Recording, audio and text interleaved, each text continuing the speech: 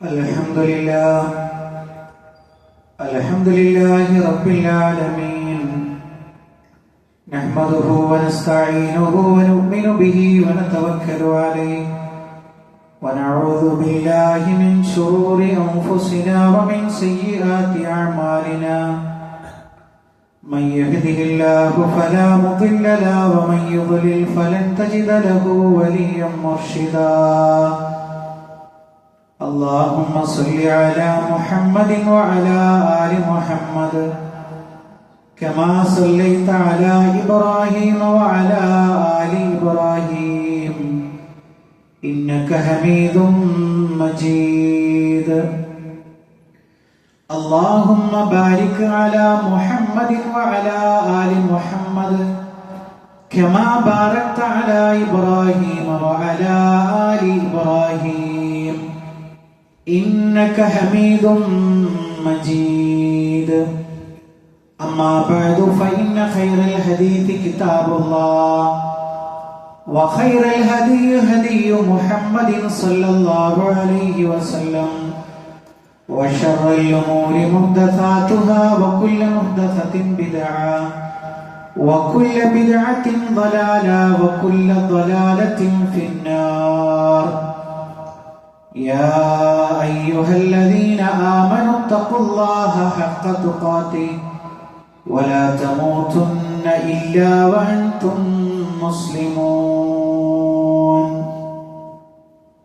സ്നേഹമുള്ള സത്യവിശ്വാസികളെ വിശ്വാസിനികളെ ലോകരക്ഷിതാവും പ്രപഞ്ചങ്ങളുടെ പരിപാലകനുമായ അല്ലാഹുവിന്റെ ആജ്ഞകളും നിർദ്ദേശങ്ങളും ജീവിതത്തിന്റെ എല്ലാ മേഖലകളിലും പാലിക്കണമെന്ന് ഉണർത്തുകയാണ്, ഓർമ്മപ്പെടുത്തുകയാണ്. റഹ്മാനായ റബ്ബ് നമ്മുടെ ഈ കൂടിച്ചേരൽ ഉഖ്റവിയായ ലോകത്തിലേറെ നന്മകൾ ലഭിക്കുന്ന അമലുകളിൽ ഉൾപ്പെടുത്തി അനുഗ്രഹിക്കുമാറാകട്ടെ. പ്രിയപ്പെട്ട സത്യവിശ്വാസികളെ, മഹാനായ റസൂലുള്ളാഹി സ്വല്ലല്ലാഹു അലൈഹി വസല്ലമയുടെ പ്രസിദ്ധനായ ഒരു സഹാബിയുടെ സീറയാണ് ഇൻഷാ അല്ലാഹ് ഇന്നത്തെ ഖുതുബയുടെ മർമ്മം. വളരെ പ്രസിദ്ധനായിട്ടുള്ള ഹറാം ബിൻ മിൽഹാൻ എന്ന് പറയുന്ന റളിയല്ലാഹു അൻഹുവിന്റെ ഒരു ചരിത്രമുണ്ട്. അദ്ദേഹത്തിന്റെ ചരിത്രം ബന്ധപ്പെട്ട് നിൽക്കുന്നത് നമുക്കെല്ലാവർക്കും അറിയാവുന്നതുപോലെ ബിഅർ മഊന സംഭവവുമായി ബന്ധപ്പെട്ടിട്ടാണ്. അപ്പൊ ബിഅർ മഊന എന്ന് പറയുന്നത് ഒരു കിണറിന്റെ പേരാണ്. അവിടെ വെച്ചുകൊണ്ട് പ്രസിദ്ധരായിട്ടുള്ള 70ഓളം വരുന്ന സഹാബ കിറാമിനെ നജ്ദിലെ ഒരു ഗോത്രം വധിച്ചു കളഞ്ഞതാണ് ആ ഒരു സംഭവത്തിന്റെ മർമ്മം. പ്രവാചകൻ സല്ലല്ലാഹു അലൈഹി വസല്ലമക്ക് ഏറെ കാലഘട്ടത്തിലും പ്രവാചകൻ സല്ലല്ലാഹു അലൈഹി വസല്ലമ നാസിലത്തിന്റെ ഖുനൂത്ത് സുബ്ഹിയിലും മഗ്രിബിലുമായിട്ട് പ്രവാചകൻ സല്ലല്ലാഹു അലൈഹി വസല്ലമ ആ കൊന്നുകളഞ്ഞ 2-3 ഗോത്രത്തിനെതിരായിട്ട് പ്രവാചകൻ ആ ഒരു ഖുനൂത്ത് നടത്തി, അങ്ങനെ പ്രാർത്ഥന നടത്തി പ്രവാചകൻ അങ്ങേയറ്റം വിഷമമുണ്ടാക്കിയിട്ടുള്ള ഒരു സംഭവമാണ് ബിഅർ മഊന എന്ന് പറയുന്ന സംഭവം. അപ്പൊ അതിൽ ഉൾപ്പെട്ടിട്ടുള്ള ഒരു പ്രസിദ്ധനായിട്ടുള്ള ഒരു സഹാബിയാണ് ഹറാം ബിൻ മിൽഹാൻ എന്ന് പറയുന്നത്. അദ്ദേഹം അതിൽ വധിക്കപ്പെടുന്നുണ്ട്, അദ്ദേഹത്തിന് അതിൽ ഷഹാദത്ത് ലഭിക്കുന്നുണ്ട്. അപ്പൊ അതിൽ നമുക്ക് കിട്ടേണ്ടുന്ന ഒരു പാഠമുണ്ട്. ആ പാഠം വിശദീകരിക്കാൻ വേണ്ടിയിട്ടാണ് അദ്ദേഹത്തിന്റെ സീറ പറയുന്നത്. നമുക്കറിയാവുന്നതുപോലെ ആ സംഭവത്തിന്റെ ഒരു തുടക്കം എന്ന് പറയുന്നത് ആമിർ ബിൻ മാലിക് എന്ന് പറയുന്ന ബനു ആമിർ ഗോത്രക്കാരനായ ഒരു വ്യക്തി, അദ്ദേഹം വളരെ കഴിവുറ്റ ഒരു വ്യക്തിയാണ്. അദ്ദേഹത്തെ കുറിച്ച് പറയാറുള്ളത് മുലായിബ് സുന്ന എന്നുള്ളതാണ്, അതായത് കുന്തം കൊണ്ട് കളിക്കുന്ന ആള് എന്നാണ് അദ്ദേഹത്തെ കുറിച്ച് പറയാറുള്ളത്. അപ്പൊ അത്രമേൽ പ്രസിദ്ധനായിട്ടുള്ള ആ ഒരു വ്യക്തി മഹാനായ റസൂലുള്ളാഹി സ്വല്ലല്ലാഹു അലൈഹി വസല്ലമയുടെ ഹിജ്റ 4-ാം വർഷം ഒരു സഫർ മാസത്തിൽ പ്രവാചകൻ സല്ലല്ലാഹു അലൈഹി വസല്ലമയെ കാണാൻ വേണ്ടി വരികയാണ്. അപ്പൊ പ്രവാചകൻ സല്ലല്ലാഹു അലൈഹി വസല്ലമയുടെ അടുക്കലെത്തിയപ്പോൾ പ്രവാചകൻ വളരെ സന്തോഷത്തോടു കൂടി താല്പര്യത്തോടു കൂടി ഇസ്ലാമിന് അദ്ദേഹത്തിന് മുമ്പിൽ വ്യക്തമാക്കി കൊടുത്തു. അപ്പൊ ഇസ്ലാമിന്റെ സൗന്ദര്യം അദ്ദേഹത്തിന് മനസ്സിലായി. പക്ഷെ അദ്ദേഹം മുസ്ലിം ആവാൻ കൂട്ടാക്കിയില്ല. അദ്ദേഹം പ്രവാചകൻ സല്ലല്ലാഹു അലൈഹി വസല്ലമയുടെ മുമ്പിൽ ഒരു കാര്യം പറയുന്നു, യാ മുഹമ്മദ് സല്ലല്ലാഹു അലൈഹി വസല്ലം ലൗ ബഅത്ത റിജാല മിൻ അസ്ഹാബിക ഇലാ അഹ്ലി നജ്ദ്, നീ നിന്റെ കൂട്ടത്തിൽപ്പെട്ട ഒരു സംഘം ആളുകളെ ഞങ്ങളുടെ നെജിദിലേക്ക് പറഞ്ഞയക്കുകയാണെങ്കിൽ യദ്ഊനഹും ഇലാ അംരി, താങ്കളുടെ ഇസ്ലാമിലേക്ക് ക്ഷണിച്ചുകൊണ്ട് 70 ഒരു സംഘം ആളുകളെ താങ്കൾ പറഞ്ഞയക്കുകയാണെങ്കിൽ ഫഇന്നി അർജു, ഞാൻ വിചാരിക്കുന്നു അയ്യസ്തജീബു ലക്, എന്റെ നാട് താങ്കളുടെ ഈ ഒരു വിളിക്ക് ഉത്തരം നൽകും, അഥവാ ഇസ്ലാമിലേക്ക് പ്രവേശിക്കുമെന്നാണ് ഞാൻ കരുതുന്നത് എന്ന് ഇദ്ദേഹം പറഞ്ഞു. എന്നാൽ പ്രവാചകൻ സല്ലല്ലാഹു അലൈഹി വസല്ലമക്ക് ഒരു മറുപടിയുണ്ട്. നജിദിലേക്ക് ഇസ്ലാം എത്തുക എന്ന് പറയുന്നത് പ്രവാചകന് സന്തോഷമുണ്ടാക്കുന്ന ഒരു കാര്യമാണ്.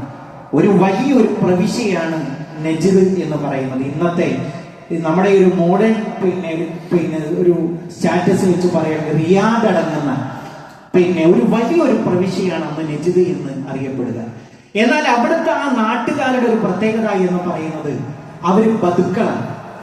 അവരെ സംബന്ധിച്ചിടത്തോളം അവർ സംസ്കാര സമ്പന്നരല്ല, അവർ ബതുക്കളായി ജീവിക്കുന്ന ഒരു വലിയ ഒരു ഏരിയയാണ്. അപ്പൊ പ്രവാചകൻ സല്ലല്ലാഹു അലൈഹി വസല്ലമക്ക് വല്ലാത്തൊരു ആഗ്രഹമുണ്ട് അവരിലേക്ക് ഇസ്ലാം എത്തണം. എന്നാലോ അവരുടെ ഈ പ്രകൃതം മനസ്സിലാക്കിയിട്ട് പ്രവാചകന് ഒരു ഭയപ്പാടുമുണ്ട്. അപ്പൊ പ്രവാചകൻ ഈ ആളോട് പറഞ്ഞു, ഈ ആമിർ ബിൻ മാലിക്കിനോട് പറഞ്ഞു, ഇന്നി അഖാഫു അലൈഹിം അഹ്ല നജ്ദ്, എനിക്ക് നജ്ദുകാരെ പേടിയാണ്. അപ്പൊ ഫഖാല ആമിർ, ഈ ആമിർ ബിൻ മാലിക് പറഞ്ഞു, അന ജാറുലഹു, അതിനെതിരാ താങ്കൾ പേടിക്കുന്നത്, ഞാൻ നിങ്ങളുടെ സംരക്ഷണം ഏറ്റെടുക്കാം എന്ന് പറഞ്ഞു. അപ്പൊ പ്രവാചകൻ സല്ലല്ലാഹു അലൈഹി വസല്ലമക്ക് സന്തോഷമായി. പ്രവാചകൻ വളരെ ക്രീമായിട്ടുള്ള 70ഓളം സഹാബികളെ സെലക്ട് ചെയ്തു. ആ സഹാബികളുടെ പ്രത്യേകത എന്ന് പറയുന്നത് രാത്രിയും പകലും ഖുർആൻ പഠിക്കുകയും അത് പഠിപ്പിക്കുകയും ചെയ്യുന്ന അത്രയും പ്രവാചകൻ സല്ലല്ലാഹു അലൈഹി വസല്ലമയുടെ ദർസിൽ പങ്കെടുത്ത് അത് ജീവിതത്തിൽ പുലർത്തുകയും അത് പഠിപ്പിച്ചു കൊടുക്കാൻ താല്പര്യവുമുള്ള ഹാഫിദീങ്ങളായിട്ടുള്ള 70ഓളം ആളുകളായിരുന്നു. അങ്ങനെ പ്രവാചകൻ സല്ലല്ലാഹു അലൈഹി വസല്ലമ അവരെ തെരഞ്ഞെടുത്തു.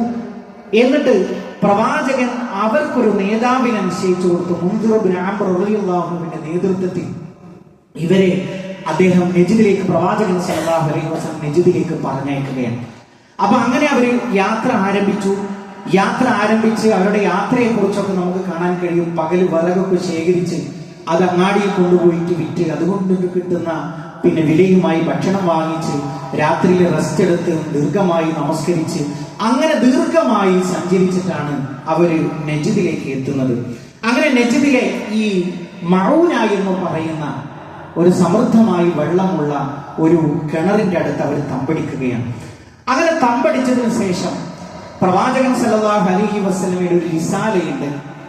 ഈ നജിദുകാരെ ഇസ്ലാമിലേക്ക് ക്ഷണിച്ചുകൊണ്ടുള്ള ഒരു കത്തുണ്ട് ഇവരുടെ കൈകളിൽ. അങ്ങനെ ഈ കത്ത് ഏൽപ്പിക്കാൻ വേണ്ടി മഹാനായ മുൻദിർ റളിയല്ലാഹു അൻഹു തെരഞ്ഞെടുക്കുന്നത് ഈ പ്രസിദ്ധനായിട്ടുള്ള ഹറാം ബിൻ മിൽഹാൻ റളിയല്ലാഹു അൻഹുവിനെയാണ് തെരഞ്ഞെടുക്കുന്നത്.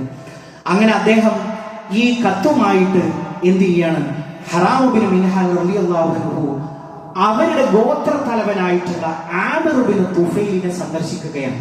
അപ്പൊ നമുക്ക് എല്ലാവർക്കും അറിയാവുന്നത് പോലെ ഏതൊരു നാട്ടുകാരും അവരുടെ മെസ്സഞ്ചറെ ബഹുമാനിക്കുക എന്നുള്ള ഒരു തത്വം അന്നുമുണ്ട് ഇന്നുമുണ്ട്. ഇപ്പൊ ഏതെങ്കിലും 2 രാജ്യങ്ങൾ നമ്മുടെ ഇന്നത്തെ കാലത്ത് തമ്മിൽ പ്രശ്നങ്ങൾ ഉണ്ടായി കഴിഞ്ഞാൽ അവിടുത്തെ അംബാസഡർ, ഏറ്റവും വലിയ അവിടുത്തെ ഡിപ്ലോമാറ്റുകൾ എന്ത് ചെയ്യും, വളരെ സുരക്ഷിതമായിട്ട് വേഗം ആ നാട്ടിൽ നിന്ന് അവരെന്ത് ചെയ്യും, പറഞ്ഞയക്കും.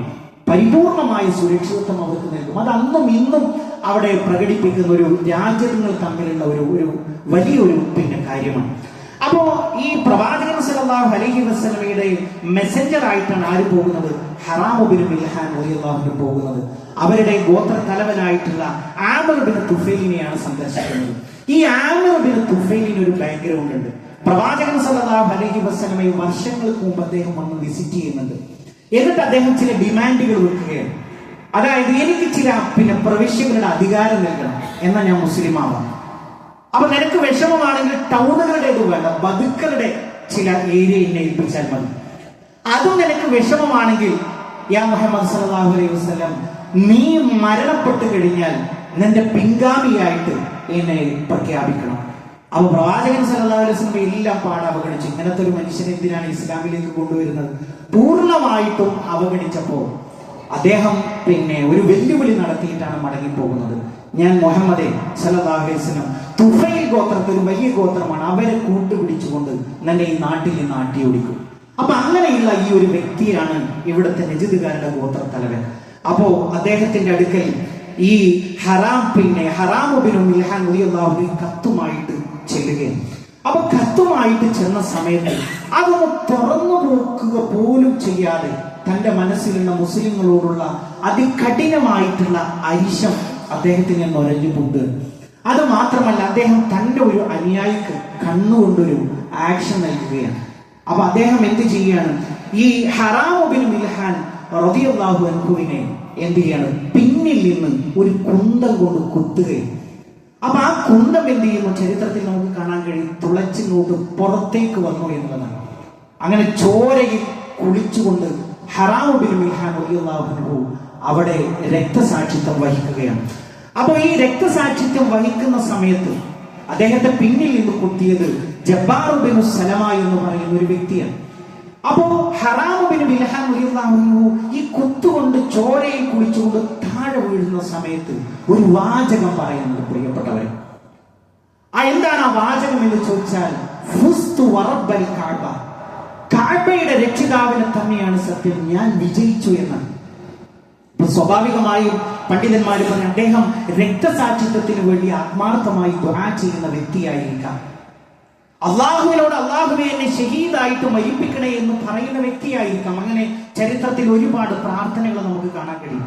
അപ്പൊ ഇദ്ദേഹം കുത്തേറ്റ് വീഴുന്ന സമയത്ത് അദ്ദേഹം പറയും, ഫുസ്തു, ഞാൻ വിജയിച്ചു, വറബ്ബൽ കഅബ, കഅബയുടെ റബ്ബിനെ തന്നെയാണ് സത്യം, ഞാൻ വിജയിച്ചു എന്ന് പറഞ്ഞിട്ടാണ് അദ്ദേഹം അവസാനത്തെ കലിമത്ത് പറയുന്നത്.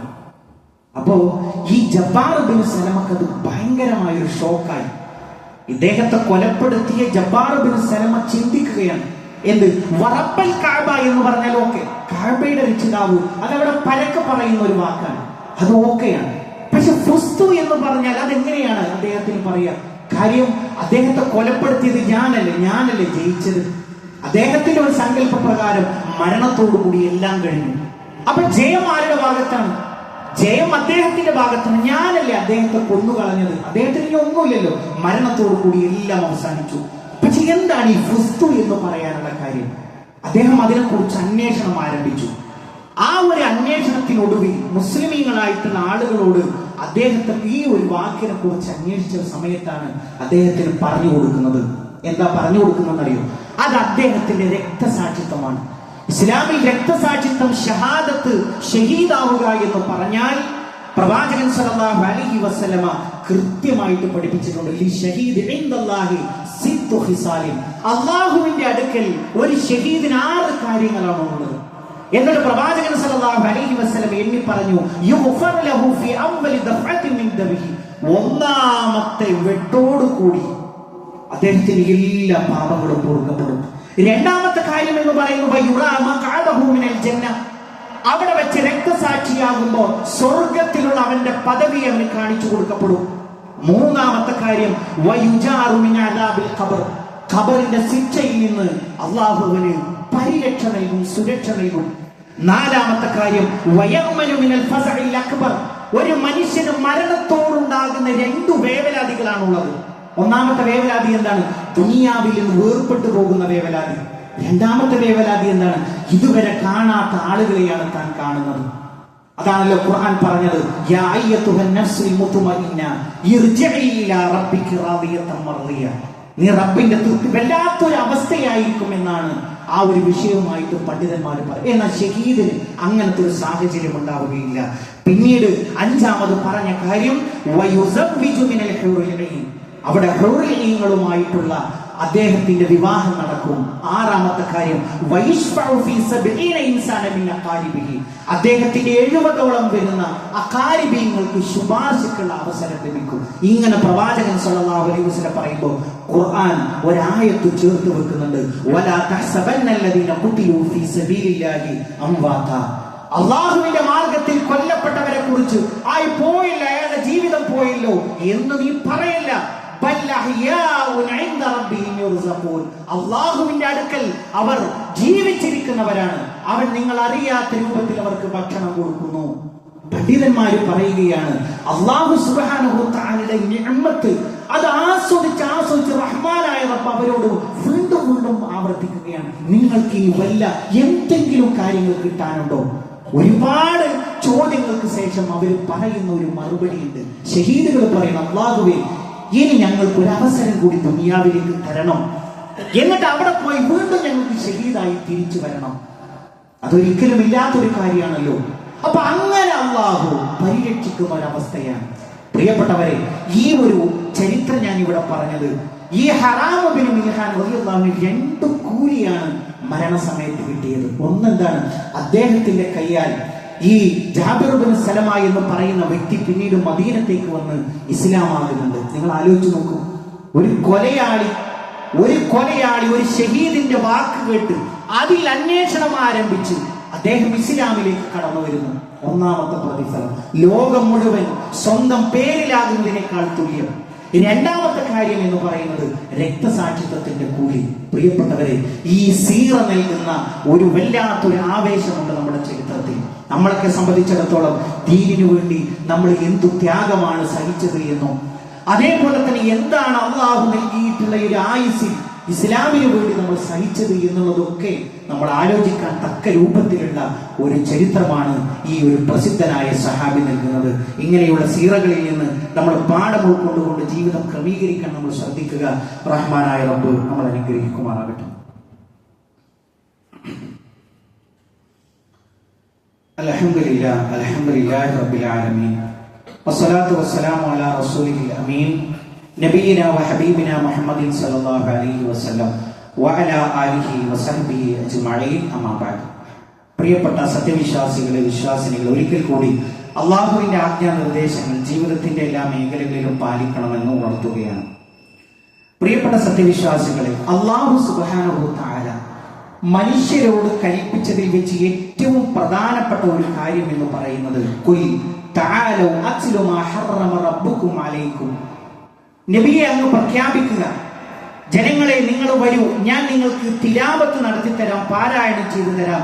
മാ ഹറമ റബ്ബുകും അലൈക്കും, നിങ്ങളുടെ റബ്ബ് നിങ്ങളുടെ മേൽ നിഷിദ്ധമാക്കിയ കാര്യം എന്താണ് എന്ന്. എന്താണെന്നറിയോ? അല്ലാ തുശ്രികൂ ബിഹി ശൈആ, അവനോട് നിങ്ങൾ യാതൊന്നിനെയും നിങ്ങൾ പങ്കു ചേർക്കരുത്, അവനെ മാത്രമേ നിങ്ങൾ ആരാധിക്കാവൂ. വഅബ്ദുല്ലാഹ വലാ തുശ്രികൂ ബിഹി ശൈആ, നിങ്ങൾ അവനെ മാത്രമേ നിങ്ങൾ ആരാധിക്കാവൂ, അവനോട് യാതൊന്നിനെയും നിങ്ങൾ പങ്കു ചേർക്കാൻ പാടില്ല. മഹാനായ റസൂലുള്ളാഹി സ്വല്ലല്ലാഹു അലൈഹി വസല്ലം, ആ പ്രവാചകൻ തന്റെ സ്വഹാബത്തിനോട് പറയുകയാണ്, അലാ ഉനബ്ബിഉകും ബി അക്ബരിൽ കബായിർ, ഏറ്റവും വലിയ പാപത്തെ കുറിച്ച് ഞാൻ നിങ്ങൾക്ക് പറഞ്ഞു തരട്ടെയോ? ഖാലു, സ്വഹാബത്ത് പറഞ്ഞു, ബലാ യാ റസൂലല്ലാഹ്, അല്ലാഹുവിന്റെ റസൂലേ എന്ന് പറഞ്ഞു തന്നാലും. പ്രവാചകന്റെ മറുപടി അൽ ഇശ്റാഖു ബില്ലാഹ്, അല്ലാഹുവിൽ പങ്കു ചേർക്കലാണത്. പ്രവാചകൻ സല്ലല്ലാഹു അലൈഹി വസല്ലമ തന്റെ സ്വഹാബത്തിന് പഠിപ്പിച്ചു കൊടുക്കുകയാണ്. പ്രിയപ്പെട്ടവരെ, ശിർക്കിനെ സംബന്ധിച്ചിടത്തോളം അല്ലാഹു അല്ലാത്ത ആളുകൾ ദുആ ചെയ്യുന്നതിന് ഒരുപാട് രൂപമുണ്ട്. അതിൽ ഒന്നാമത്തെ കാര്യം എന്ന് പറയുന്നത് ദുആഉ ഗൈരില്ലാഹി തആല, അല്ലാഹു അല്ലാത്തവരോട് ദുആ ചെയ്യലാണ്. മുഹമ്മദ് നബിയെ കാക്കണേ, അതല്ലെങ്കിൽ ഇബ്രാഹിം നബിയെ കാക്കണേ, അതല്ലെങ്കിൽ മരണപ്പെട്ടു പോയ ആളുകളെ വിളിച്ചുകൊണ്ട് ദുആ ചെയ്യലാണ് അതിൽ ഒരു കാര്യം എന്ന് പറയുന്നത്. രണ്ടാമത്തെ കാര്യം എന്ന് പറയുന്നത് അല്ലാഹു അല്ലാത്തവരുടെ പേരിൽ നേർച്ച നേരുക. ചൊല്ലുന്നത് ബിസ്മി ചൊല്ലിയിട്ടാണെങ്കിലും അല്ലാഹുവിന്റെ നാമത്തിലാണെങ്കിലും പൊരുത്തം പ്രതീക്ഷിക്കുന്നത് ഇന്ന ഔലിയയുടെ പേരിൽ അല്ലെങ്കിൽ ഇന്ന ആളുടെ പേരിൽ എന്നുള്ളതാണ് അയാളുടെ മനസ്സിലുള്ള നിയ്യത്ത്. അത് ശിർക്കിന്റെ പരിധിയിൽ വരുന്നതാണ്. മൂന്നാമത്തെ ഒരു കാര്യം എന്ന് പറയുന്നത് സത്യം ചെയ്യൽ അള്ളാഹുവിന്റെ പേരിൽ മാത്രമേ പാടുള്ളൂ. എന്നാലോ അള്ളാഹു അല്ലാത്തവരുടെ പേരിൽ സത്യം ചെയ്യുക. അള്ളാഹിന്റെ പേരിൽ സത്യം ചെയ്യൂ എന്ന് പറയുമ്പോൾ യാതൊരു പേടിയുമില്ല. എന്നാലോ ഇന്ന ആളുടെ മഖാമിന്റെ മുമ്പിൽ വെച്ച് അല്ലെങ്കിൽ ഇന്ന ആളുടെ ഖബറിന്റെ അടുക്കൽ വെച്ച് നിനക്ക് സത്യം ചെയ്യാമോ? അദ്ദേഹത്തിന് പേടി തോന്നുന്നു, അദ്ദേഹത്തിന്റെ ഹൃദയം നടുങ്ങുന്നു. ഇങ്ങനെയുള്ള ഈ ഒരു പേടി, ഇങ്ങനെയുള്ള ഈ ഒരു വിശ്വാസം എന്ന് പറയുന്നത് അത് ശിർക്കിന്റെ ഗണത്തിലാണ് പണ്ഡിതന്മാർ എണ്ണിയിട്ടുള്ളത്. മറ്റൊരു കാര്യം എന്ന് പറയുന്നത് ഉപദ്രവങ്ങളെ തട്ടിമാറ്റാൻ, ദുരിതങ്ങളെ നീക്കാൻ വേണ്ടി, ഉപകാരങ്ങളെ കൊണ്ടുവരാൻ വേണ്ടി നമ്മൾ ധരിക്കുന്ന ഏലസ് കെട്ടുക എന്ന് പറയുന്നത് മൻ തഅല്ലഖ തമീമതൻ ഫഖദ് അശ്റക എന്ന് ഹബീബുനാ റസൂലുള്ളാഹി സ്വല്ലല്ലാഹു അലൈഹി വസല്ലം പഠിപ്പിക്കുകയാണ്. ഒരാൾ ഏലസ് ബന്ധിച്ചാൽ അവൻ അല്ലാഹുവിൽ പങ്കു ചേർത്തു എന്നുള്ളതാണ്. മറ്റൊരു കാര്യം എന്ന് പറയുന്നത് മുശ്രിക്കുകളായ ആളുകളുടെ ഒരു സ്വഭാവം എന്ന് പറയുന്നത് അവർ ശകുനം നോക്കും എന്നുള്ളതാണ്. ഒരു വീട് വെക്കുമ്പോൾ കന്നിമൂല നോക്കുക, അതേപോലെ തന്നെ ഒരു യാത്ര പുറപ്പെടുമ്പോൾ സമയത്ത് മൃഗങ്ങൾ കുറുകെ ചാടുമ്പോഴോ വട്ടം ചാടുമ്പോഴോ ആ യാത്ര റദ്ദാക്കുക, അല്ലെങ്കിൽ ചില വ്യക്തികളെ കാണുമ്പോൾ ഇന്നത്തെ ഒരു കാര്യവും ശരിയാവുകയില്ല എന്ന് തീരുമാനിക്കൽ, ഇത് മുശ്രിക്കുകളുടെ സ്വഭാവമായിട്ട് എണ്ണിയതായിട്ട് നമുക്ക് കാണാൻ കഴിയും. മറ്റൊരു സ്വഭാവം എന്ന് പറയുന്നത് ഒരാൾ കണക്കന്മാരെ അല്ലെങ്കിൽ പണിക്കരുടെ അടുത്തേക്ക് പോവുക. അത് മുസ്ലിം ആയിക്കൊള്ളട്ടെ, അതല്ലാത്തവരായിക്കൊള്ളട്ടെ, പ്രവാചകൻ സല്ലല്ലാഹു അലൈഹി വസല്ലം പഠിപ്പിക്കുകയാണ്. ഒരാൾ ഒരു ജ്യോത്സ്യനെ, ഒരു പ്രവചനക്കാരനെ സമീപിച്ചു, എന്നിട്ടോ അവനോട് പ്രശ്നങ്ങൾ അവതരിപ്പിച്ചു. എന്നിട്ട് അവൻ പറയുന്നത് അങ്ങനെ സത്യപ്പെടുത്തി, അങ്ങനെ തന്നെ സത്യമായെന്ന് വിശ്വസിച്ചു. അപ്പോഴോ പ്രവാചകൻ കൊണ്ടുവന്നത് അവൻ കളവാക്കി എന്ന് ഹബീബായ റസൂലുള്ളാഹി സ്വല്ലല്ലാഹു അലൈഹി വസല്ലം പഠിപ്പിക്കുകയാണ്. പ്രിയപ്പെട്ടവരെ, ഇതാണ് ജീവിതത്തിൽ ഏറ്റവും പ്രധാനപ്പെട്ട കാര്യം. ഇങ്ങനത്തെ ഒരു സ്വഭാവത്തിലൂടെ നമ്മൾ കടന്നു പോകുന്നുണ്ടെങ്കിൽ പ്രിയപ്പെട്ടവരെ, അല്ലാഹു സുബ്ഹാനഹു തആല ഒരായത്ത് നമ്മളെ പഠിപ്പിക്കുകയാണ്.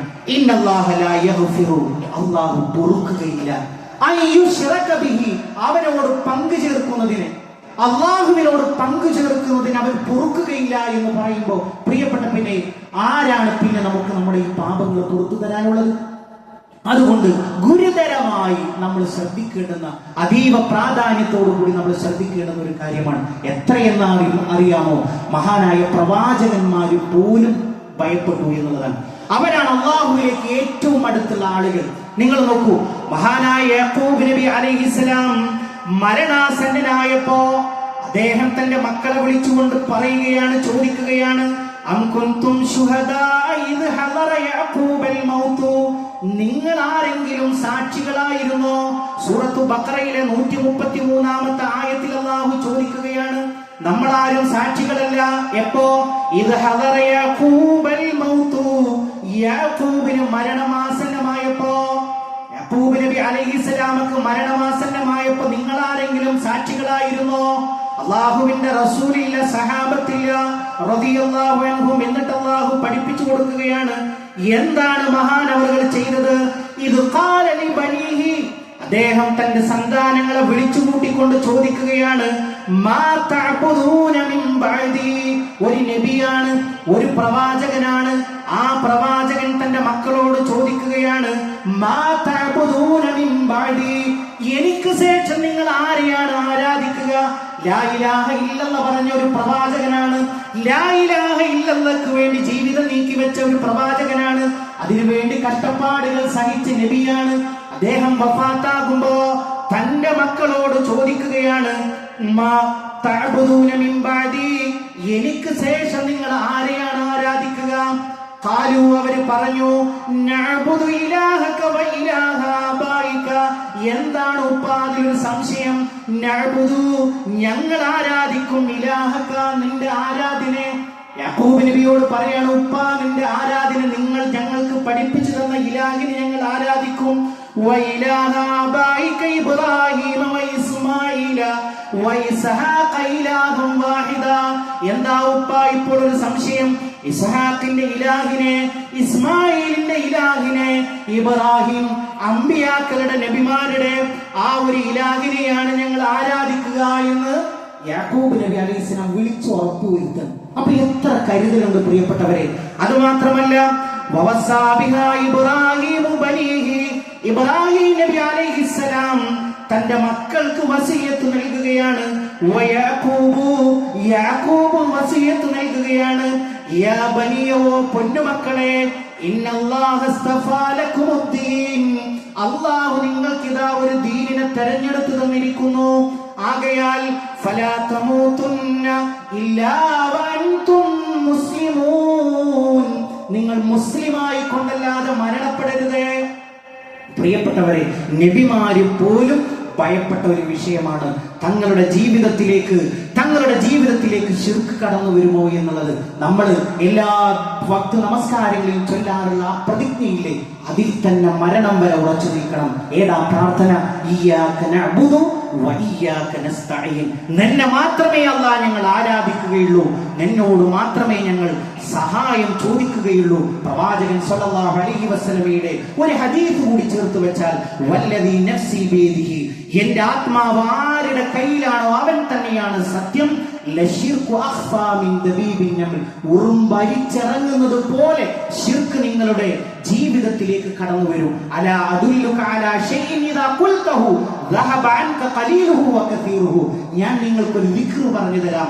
അത് ചൊല്ലിയാൽ അതിന്റെ ചെറുതാകട്ടെ വലുതാകട്ടെ ഒരംശവുമില്ലാതെ അല്ലാഹു നിന്റെ ജീവിതത്തിൽ നിന്ന് ഷിർക്കിനെ മാറ്റിക്കളയും. ഖുൽ, നീ ഇപ്രകാരം പറഞ്ഞു, അല്ലാഹുമ്മ ഇന്നി അഊദു ബിക അൻ ഉശ്രിക ബിക വഅന ആലം. അല്ലാഹുവേ, അറിഞ്ഞുകൊണ്ട് ഷിർക്ക് ചെയ്യുന്നതിൽ നിന്ന് അല്ലാഹുവേ നിന്നോട് ഞാൻ കാവലിനെ ചോദിക്കുന്നു.